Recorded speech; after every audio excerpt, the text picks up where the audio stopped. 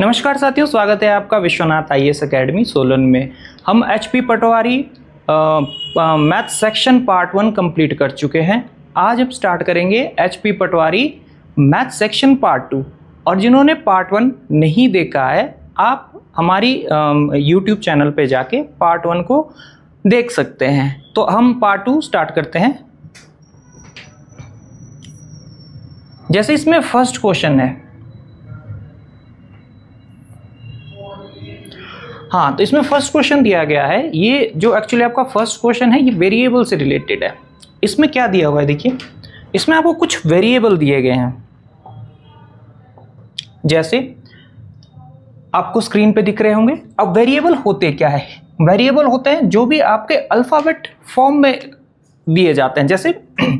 जैसे maximum case में x ही दिया जाता है, या फिर वाई, जेड, इन सभी को वेरिएबल बोला जाता है, हिंदी में चर बोला जाता है। दूसरा, इस केस में क्या आता है कि इसके साथ कोई अगर नंबर लगाओ, जैसे 3 लग गया, 4 लग गया, 5 लग गया, कोई भी नंबर, उसको उस वेरिएबल का कोफिशिएंट बोला जाता है ना। तो यहां पे भी यही सेम चीज है। जैसे 3p², तो इसमें क्या हो गया, आपका p² एक तरह से वेरिएबल है, और जो आपका 3 है ये इसका कोफिशिएंट है। वेरिएबल को हिंदी में चर और कोफिशिएंट को गुणांक कहा जाता है ना। तो इसमें क्या होता है, इसका एक कंसेप्ट होता है। वो कंसेप्ट कैसा होता है, देखिए इसमें क्या बोला, इसमें क्या चीज होती है एक्चुअली, कि जो आपके एक जैसे वेरिएबल होते हैं, जैसे x मल्टीप्लाई बाय x, ठीक है, या फिर x multiply by y, x multiply by z, तो ये वाले वेरिएबल आपस में मल्टीप्लाई हो जाते हैं, है ना। लेकिन जब देखो, जैसे इनको मैं मल्टीप्लाई करूंगा तो ये x² बनेगा, ये xy बनेगा, और ये xg बनेगा। अब आप नेक्स्ट देखिए, अगर बाय चांस इनकी जगह ऐसा होता ऐड, देखो ये हम कर रहे हैं इनको मल्टीप्लाई, अगर इस केस में हमको ऐड करना पड़ता, जैसे x प्लस x, तो ये ऐड हो जाता है 2x। लेकिन अगर यहां पे आपको सेकंड केस दिया जाए x प्लस y, तो ये आपस में कभी भी ऐड नहीं होगा, है ना। इसको हम मतलब ऐसी फॉर्म में रखेंगे, अगर ये x प्लस y है तो ये x प्लस y ही रहेगा, है ना। क्योंकि इस केस में हम इसको 2x, जैसे यहां हमने 2x किया ना, यहां पे हम ऐसे इसको नहीं कर सकते, इसको हम सेम रखेंगे, है ना। तो इसका मतलब क्या आ रहा है, इसका मतलब आ रहा है कि कहीं भी आपका मल्टीप्लाई फॉर्म में होगा, मल्टीप्लाई फॉर्म में होगा एक्स वाई, तो हम इनको ऐसे लिख सकते हैं। देखो इन सभी की बात एक जैसी, इसकी भी बात एक जैसी है, इसकी भी बात एक जैसी। बीच में अगर आपको ये एक साथ लिखे गए होते हैं तो उस केस में क्या हो जाता है, उस केस में हमारा मतलब होता है कि उन दोनों को मल्टीप्लाई किया गया है, ठीक। जैसे यहाँ पे देखो x प्लस x, तो 2x लिखा गया, क्योंकि यहाँ पे x और x की वैल्यू सेम हो जाएगी, है ना। अब हम इस क्वेश्चन को सॉल्व करते हैं। देखो जैसे इसमें क्या दिया हुआ है,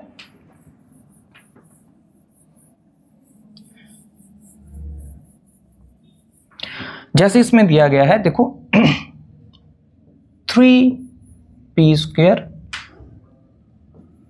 QR3, ये हमारा पहला नंबर है। अब आप सेकंड देखो,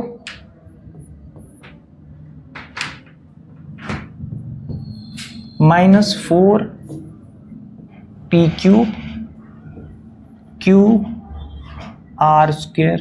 अब आप थर्ड देखिए,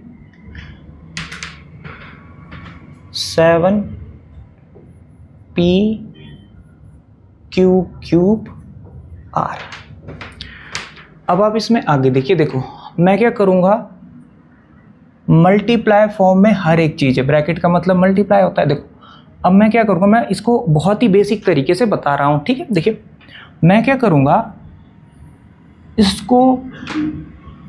इसको मल्टीप्लाई करूंगा, है ना। अभी कैसे मल्टीप्लाई होंगे, देखो ये है 3p² माइनस 4p³, एक ये चीज होगी, सेम वेरिएबल। मैं ऐसा क्यों कर रहा हूं, क्योंकि मेरे को यहां पे ऑप्शन में दिख रहा है कि सेम, जैसे सेम है तो ये एक साथ है, है ना। तो ऑप्शन में मेरे को क्लियर दिख रहा है, तो मैं इसको एक साथ रख रहा हूं, है ना। अब आप आगे देखिए, इसके साथ और कौन है, देखो p वाला कौन सा, ये वाला वेरिएबल मल्टीप्लाई फॉर्म में, तो मैं इसको आराम से लिख सकता हूं। ठीक, अब ये कितना बन रहा है देखो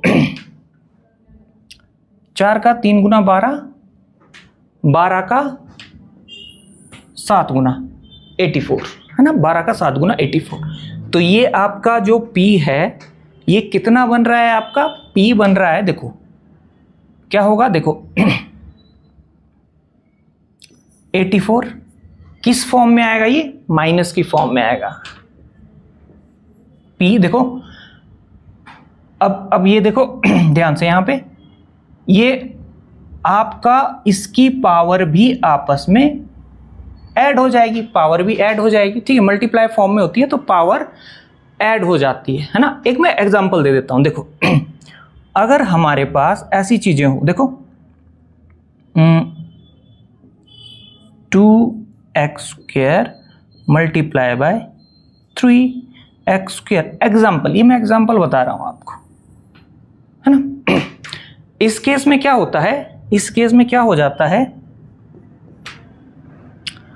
3 और 2 आपस में मल्टीप्लाई हो जाएंगे, देखो तो मल्टीप्लाई होकर क्या बनेंगे 6। ठीक है, और अब आप देखिए x की पावर कितना हो जाएगा, x की पावर आपस में ऐड हो जाएगी, x की पावर ऐड हो जाएगी। अब आप एक चीज आगे देखिए, इसमें आगे ये होता क्यों है एक्चुअली, एक प्रॉपर्टी होती है सर्ट्स एंड इंडिसेस में, एक प्रॉपर्टी होती है। वो प्रॉपर्टी क्या है, देखो कभी भी आपके पास सेम वेरिएबल हो, जैसे देखो सेम वेरिएबल हो,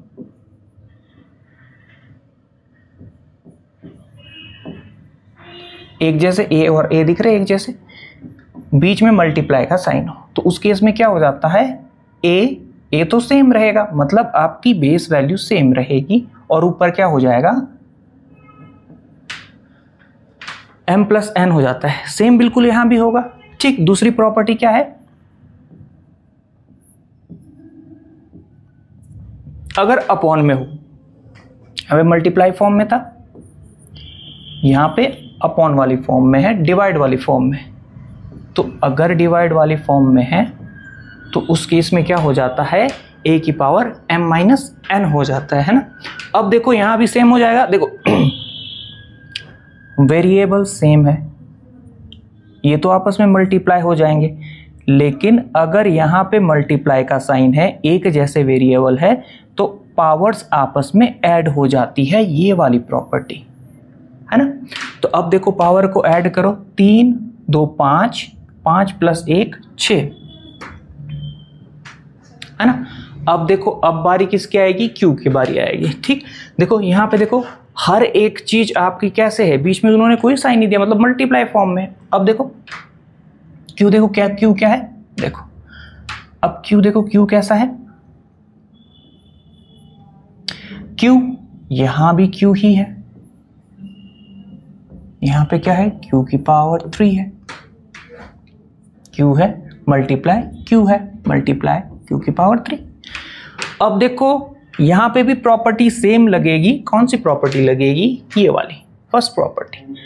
अगर बेस सेम होता है, बीच में मल्टीप्लाई का साइन होता है, तो क्या हो जाता है, पावर ऐड हो जाती है। अब ऐड पावर ऐड करेंगे, कितना आ रहा है, इक्वल टू क्यू कितनी बार है, 3 4 5, इसके साथ ही लिखेंगे हम। अब आर देखिए, आर देखिए, R3, नेक्स्ट देखो R2 R।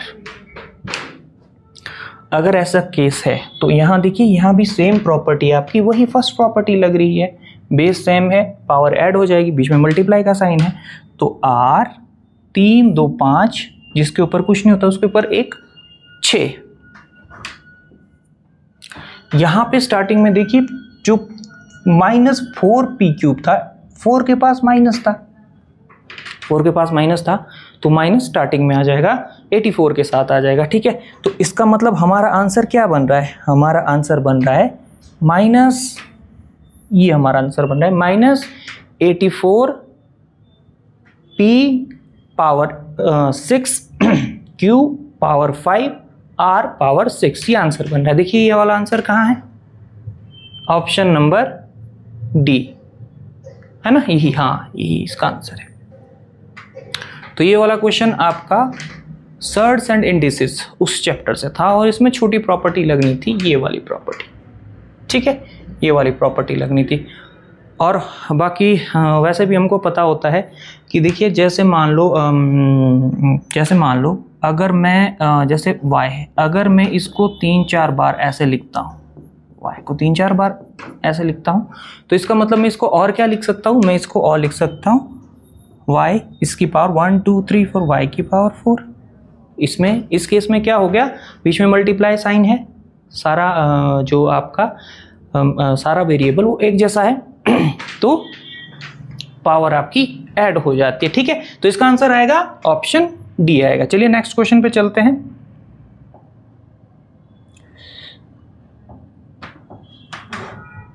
नेक्स्ट क्वेश्चन में क्या है, अच्छा ये वाला सरलीकरण सिंप्लीफिकेशन से क्वेश्चन है। देखिए क्या आएगा इसका आंसर, इसमें क्या दे रखा है, -7 डिवाइडेड बाय 21/31 है ना,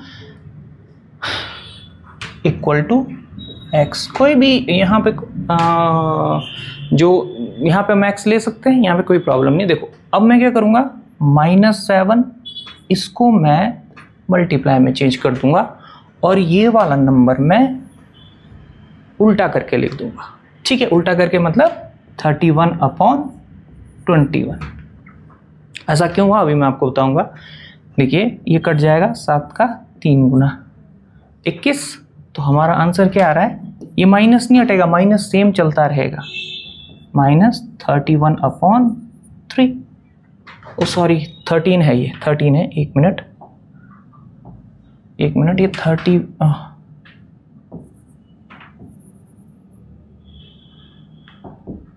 ये 13 है, 13/3 -13/3 है ना। देखिए आया है कहीं ऑप्शन में, ऑप्शन बी। अब इसके पीछे मैं आपको 2-3 कंसेप्ट और बताऊंगा। देखो इसका आंसर ये आ गया, ऑप्शन बी -13/3। देखो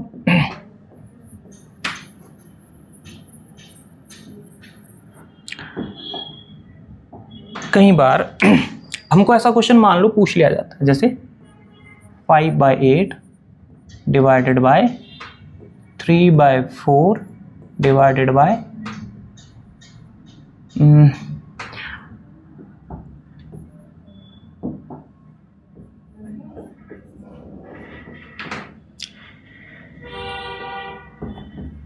मान लो ऐसा क्वेश्चन हमको दे दिया।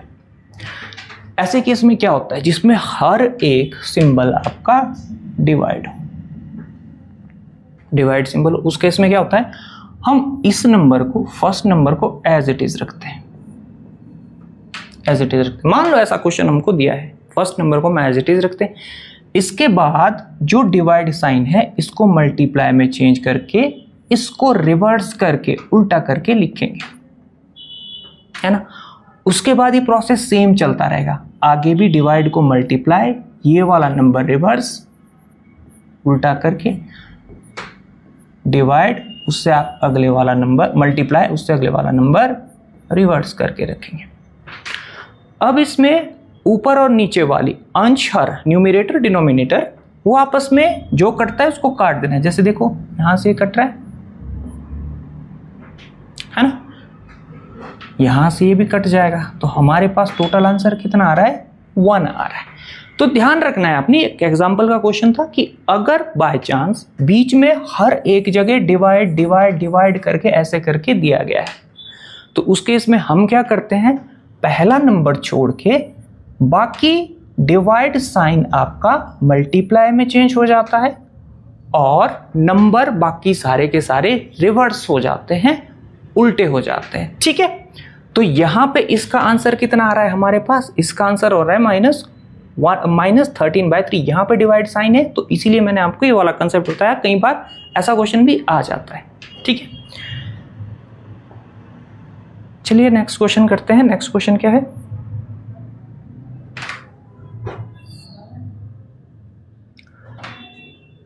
इसमें बोला गया है circumference of the base of a right circular cylinder is 44 centimeter and its height is 15 centimeter. The volume of cylinder is, इसमें पूछा गया है किसी सिलेंडर का वॉल्यूम क्या होगा, ठीक है। देखो आप, इसमें बोला गया है एक लंब वृत्तीय बेलन, मतलब एक बेलन है जिसकी आधार की परिधि 44 सेंटीमीटर है, इसकी ऊंचाई 15 सेंटीमीटर है और बेलन का आयतन ज्ञात कीजिए। अब आप ध्यान से देखो, इसमें बोला गया है कि एक सिलेंडर है, एक बेलन है।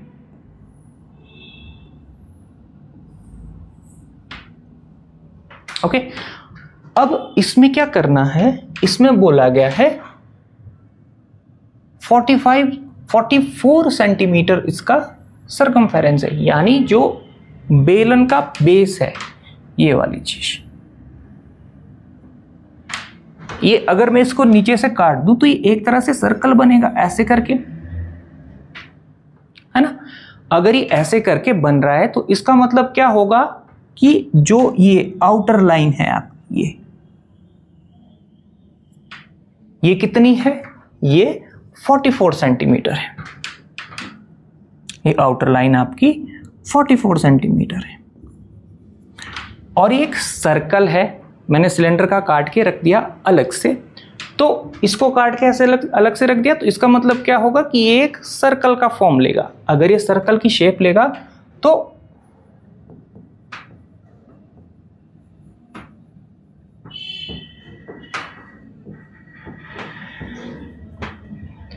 हिंदी में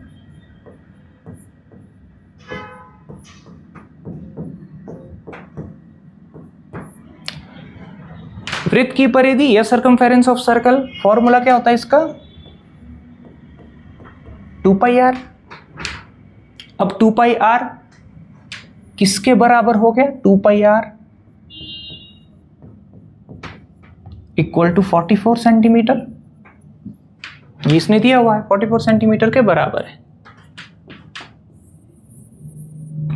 अब यहां से हमारे पास क्या आ जाएगी, r की वैल्यू, रेडियस आ जाएगा।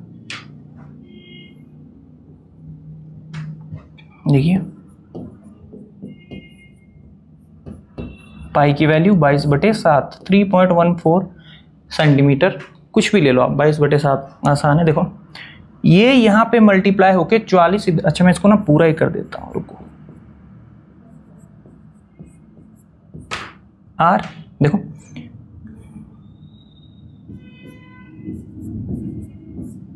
ये यहां अपॉन में आ जाएगा और ये ऊपर आ जाएगा, कट जाएगा, साथ हमारा रेडियस आ जाएगा।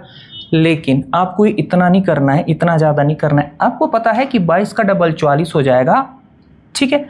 और यहाँ पे 44 जो है वो इसके बटे में आ जाएगा, लेफ्ट हैंड साइड इसके बटे में आ जाएगा, अपॉन में आ जाएगा। तो आपको क्या करना है, आपको यहाँ पे डायरेक्ट काट दो इसको।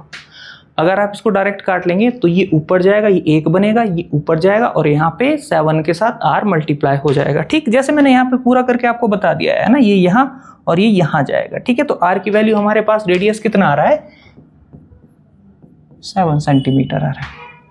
इसने पूछा क्या है, इसकी हाइट दे रखी है 15 सेंटीमीटर। अब हमारा रेडियस आ गया है, ये देखो ये रेडियस आ गया है। अब हाइट देखिए आप,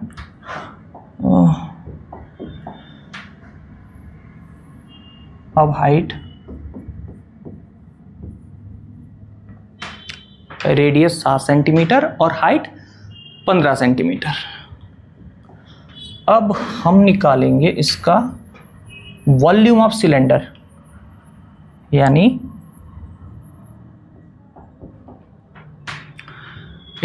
एक बेलन का आयतन। तो बेलन का आयतन क्या होता है,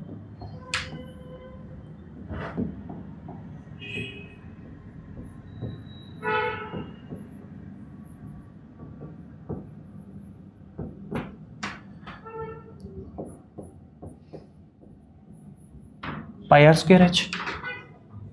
इन फॉर्मूलों को हम निकाल भी सकते हैं जब हम 3 डायमेंशन यानी जिसकी लेंथ, विड्थ और हाइट तीनों चीज़ें होती है, 3 डायमेंशन उसको कहते हैं, है ना। जिसका वॉल्यूम मतलब, और वॉल्यूम किस में आता है, जैसे अगर सेंटीमीटर में दिया हुआ है तो सेंटीमीटर स्क्वायर, मीटर में दिया सेंटीमीटर क्यूब, और अगर आपका मीटर में दिया हुआ है तो मीटर क्यूब वॉल्यूम आता है ना। तो उसको 3D में बोला जाता है, 3 डायमेंशन में बोला जाता है। इसके फॉर्मूले सारे के सारे ये हम निकाल सकते हैं, याद करने की ज़रूरत नहीं होती है। लेकिन क्या होता है कि आपको दोनों चीज़ आनी चाहिए, लर्न करके भी, और दूसरी चीज़ क्या होनी चाहिए कि निकाल के भी। एग्जाम में कई बार ऐसी चीज़ें हो जाती है कि आप वहाँ पे रिकॉल नहीं कर पाते हैं, याद वहाँ पे चीज़ें कई बार माइंड से स्किप हो जाती है, तो आपको इसका निकालने का तरीका आना चाहिए, है ना। देखो तो अब देखो volume of cylinder pi r square h, pi की value 22/7 multiply by r square मतलब 7 स्क्वायर 22/7 × 7 मल्टीप्लाई बाय 15। इसको मैं मल्टीप्लाई करूंगा तो हमारा आंसर हो जाएगा, ठीक। देखिए इसको मैं मल्टीप्लाई करूंगा तो 22 × 7, तो 22 × 7 कितना हो जाएगा, 7 का डबल 14, 7 का डबल 14, 15, ठीक। और अब इसके साथ 15 मल्टीप्लाई और 5 का 4 × 20, 75, ठीक है, 154। अब देखो 0, 7 4 11, 7 5 12, 13। तो वॉल्यूम कितना आ रहा है, वॉल्यूम ऑफ सिलेंडर आ रहा है इक्वल टू 2310 सेंटीमीटर में है, तो सेंटीमीटर क्यूब। ध्यान रखना है आपने, जो वॉल्यूम होता है वो आपका किस में होता है, उसमें पावर 3 हो जाती है, क्योंकि इसमें डायमेंशन कितने होते हैं, 3 डायमेंशन होते हैं, लेंथ, विड्थ और हाइट। तो ध्यान रखना है, कई बार हमने जैसे प्रीवियस वीडियो में भी किया था कि उस केस में क्या हो गया था कि आपको 2 ऑप्शन दिए थे। मान लो यहाँ पे एक ऑप्शन और होता, मान लो यहाँ पे एक ऑप्शन, इसको मैं काट के एक ऑप्शन और कर रहा हूँ, मान लो आपको एक ऑप्शन ये होता, ये ऑप्शन होता, तो जल्दबाजी में कि मेरा आंसर निकल गया है, हम ये वाला ऑप्शन जल्दबाजी में कि ये देख लिया और ये वाला ऑप्शन लगा दिया, तो हम नहीं लगाएंगे। ध्यान से हम क्या करेंगे, हम देखेंगे इसने वॉल्यूम पूछा हुआ है, आयतन पूछा हुआ है, तो उस केस में हम क्या करेंगे, जो कि ये तो देखेंगे ही कि 2310 आ रहा है, 2310 आ रहा है, तो उसके बाद हम यूनिट देखेंगे। यहाँ पे सेंटीमीटर स्क्वायर है, वॉल्यूम स्क्वायर में नहीं होता है, तो ये गलत हो गया। वॉल्यूम क्या होता है आपका, क्यूब में होता है ना, जैसे सेंटीमीटर क्यूब या मीटर क्यूब, जो भी उसने यूनिट दी होगी, लेकिन उसकी पावर 3 हो जाएगी। ध्यान रखना है आपने, है ना। पिछले क्वेश्चन में कई बार ऑप्शन वो सेम डाल देता है, लेकिन पीछे जो यूनिट होती है जैसे सेंटीमीटर स्क्वायर, सेंटीमीटर क्यूब, तो यहाँ से हमको आंसर पहचानना पड़ता है ना। और हाँ, इसका जो आपका पूरा जैसे volume of cylinder, volume of cone, volume of आपका जो सिलेंडर, कोन, क्यूबॉइड, वो हम सारी चीज़ें निकाल सकते हैं, है ना। इसके ऊपर मैं वीडियो बनाऊंगा और आपको बताऊंगा कि ये हम कैसे निकाल सकते हैं, है ना, और वो बहुत आसान तरीका है। तो इसका आंसर कितना आ रहा है, 2310 सेंटीमीटर क्यूब। ओके, चलिए अगले क्वेश्चन पे चलते हैं।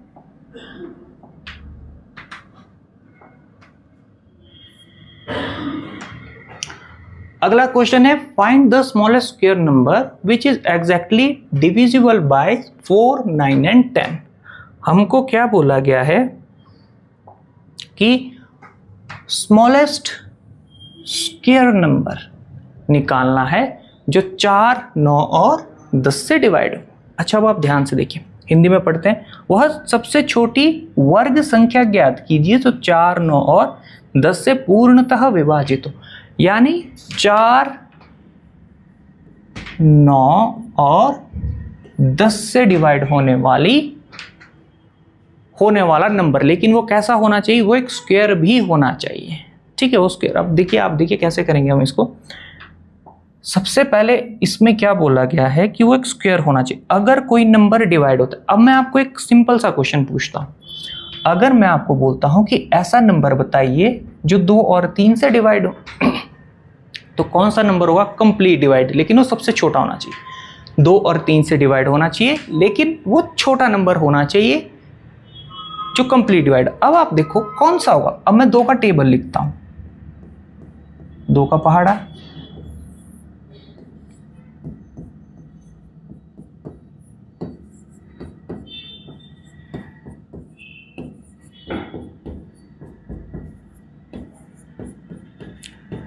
टू 5 जा 10, है ना, ठीक है, मैंने लिख लिया। और मैंने कंडीशन क्या लिखी हुई, मैंने लिखी हुई कि स्मॉलेस्ट नंबर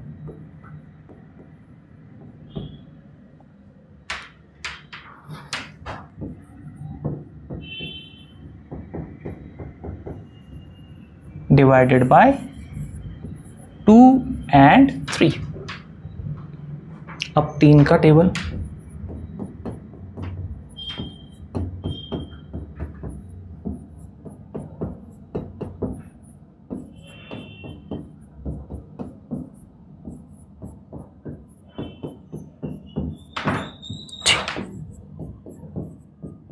अब आप इसमें एक चीज नोट करोगे, क्या, smallest number divided by 2 and 3। अब स्मॉलेस्ट नंबर कौन सा डिवाइड होगा, जो 2 में भी होगा, 3 से भी होगा। तो सबसे छोटा नंबर हमारे पास देखो 2 यहाँ पे है, 2 इसमें नहीं है, 4 इसमें नहीं है, 6। आपका 6 कैसा नंबर हो गया, smallest number which is divided by 2 and 3। ठीक, यहां से हमको आराम से पता चल गया, है ना।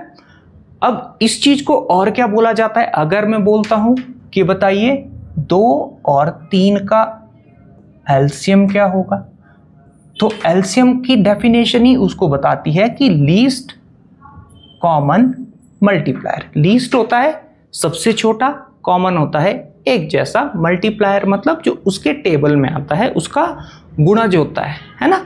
जैसे 2 का टेबल में जो आ गया, 3 के टेबल में, 3 के पहाड़े में जो आ गया, है ना। देखिए तो 2 और 3 क्या आ रहा है, देखो जैसे 6 है, यहाँ भी 6, तो इसका मतलब 6 आपका ऐसा नंबर है स्मॉलेस्ट नंबर जो 2 और 3 से कंप्लीट डिवाइड होता है। वैसा ही कुछ केस इस क्वेश्चन में भी, और 2 और 3 देखो स्मॉलेस्ट आपका स्मॉलेस्ट या लीस्ट कॉमन दोनों में एक जैसा, और मल्टीप्लायर जो पहाड़े में आता है, तो इसका एलसीएम क्या हो गया, 6 हो गया। और बाकी आप इसको कैसे कर सकते हैं, बाकी हम इसको कर सकते हैं, देखिए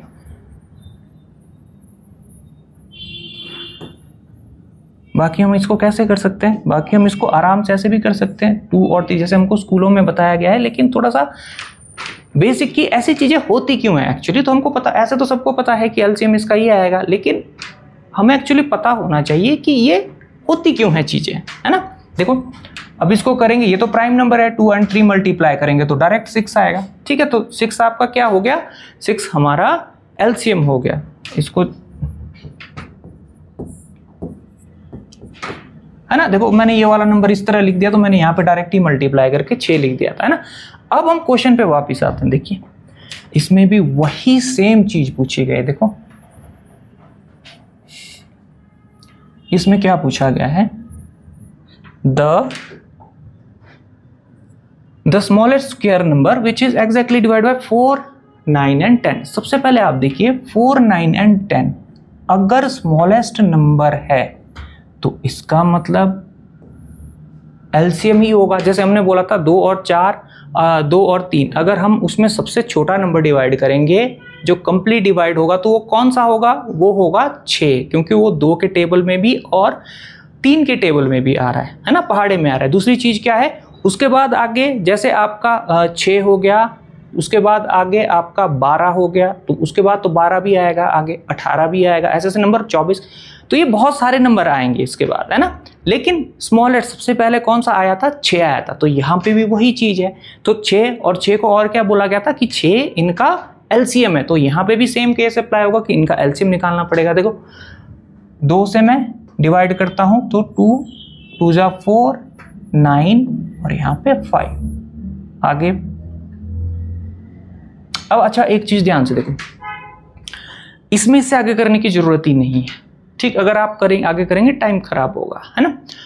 मैं ये क्यों बोल रहा हूं, देखो यहां पे क्या है, जैसे 2 है, 9 है और 5 है, ये नंबर आपस में 2, 9 और 5 ये एक दूसरे के टेबल में या पहाड़े में कहीं भी नहीं आते। तो अगर ये कहीं भी आगे पीछे नहीं आते हैं तो इसका मतलब क्या होगा, जैसे हमने 2 और 3, देखो मैं एक बार फिर आपको बता देता हूं। देखो जैसे यहाँ पे 2 और 3 है, मैं बोलता हूं इसका एलसीएम निकालो फॉर एग्जाम्पल, तो उस केस में हम क्या करते हैं कि मैं सबसे पहले यहाँ पे 2 लिखूंगा, 2 1 जा 2 3, अब मैं 3 से फिर करूंगा। तो इसका मतलब क्या हो गया, इसका मतलब हो गया कि मैंने यही नंबर इस साइड लिख दिए, तो मेरे ये सारे स्टेप तो किसी काम के नहीं रहे, टाइम वेस्ट कर दिया मैंने इसमें, है ना। तो ऐसे केस में जब आपको पता हो कि 2 और 3 या कोई भी नंबर एक पर्टिकुलर एक ऐसे टेबल में ये आपस में किसी भी टेबल में नहीं आते हैं या पहाड़े में नहीं आते हैं, तो उस केस में हम क्या कर देते हैं, 2 और 3 इनको आप डायरेक्टली मल्टीप्लाई करके 6 लिख दो, है ना। कोई भी नंबर होगा। अब यहां देखो 2, 9 और 5 ये एक ही पहाड़े में नहीं आते हैं, तो अब हम इसको क्या करेंगे, हम इसको डायरेक्ट मल्टीप्लाई करेंगे। देखो तो क्या हो जाएगा, 2, देखो ये वाला 2 ये हो गया, 2 9 और 5, है ना। इसको अब डायरेक्ट मल्टीप्लाई करते हैं। देखो 2 का 2 गुना 4, है ना। अब देखो 9 चौके 36 और 36 का 5 गुना, 36 का 5 गुना, 36 का आधा कर दो 18, 180 यानी 180। 4, 9 और 10 इसका एलसीएम कितना आ जाएगा, 180 आ जाएगा। चलो ठीक है 180 आ गया, लेकिन इसमें कंडीशन क्या लिखी हुई है, स्मॉलेस्ट स्क्वायर नंबर स्क्वायर होना चाहिए। तो 180 किसी नंबर का स्क्वायर नहीं होता है। अब आप देखिए, अब हम आगे क्या करेंगे, देखिए हम क्या करेंगे, 180 को मल्टीप्लाई करते रहेंगे। देखो ध्यान से, उसके मल्टीपल करते रहेंगे 180 का। तो 180 के मल्टीपल मतलब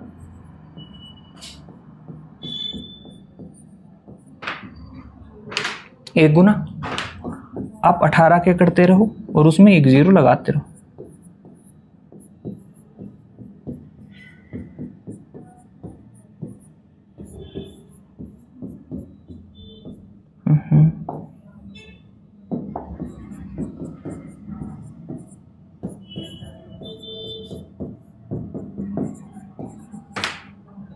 ओके देखो इस केस में क्या हुआ, 180, अब 360 भी किसी का स्क्वायर नहीं होता है ना। 360 3600 होता है, ध्यान रखना है, 3600 स्क्वायर होता है, 360 स्क्वायर नहीं होता है ना।